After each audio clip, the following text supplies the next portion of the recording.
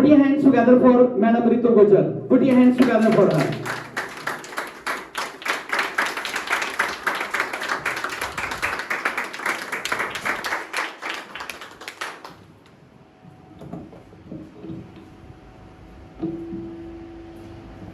Good evening, respected sir and everyone. Today my topic of discussion is the problems faced by youth after complete their education.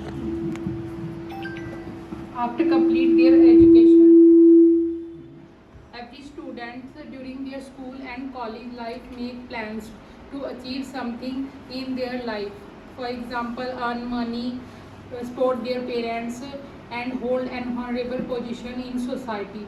But when after complete their education, his dreams are scattered because they face many problems like unemployment, lack of opportunity, and paper leak also.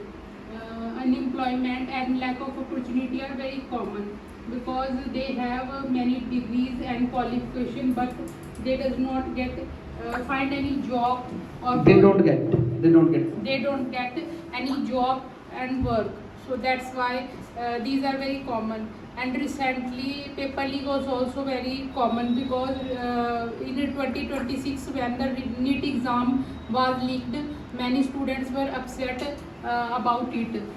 It created a lot of frustrations among students because a student puts a lot of hard work and effort into preparing any competitive exam, and especially for NEET and UPSC exams. Because of these failures and problems, sometimes they choose a wrong path. They commit suicide and they commit suicide. They commit suicide. We read this kind of news in newspaper daily. If we want our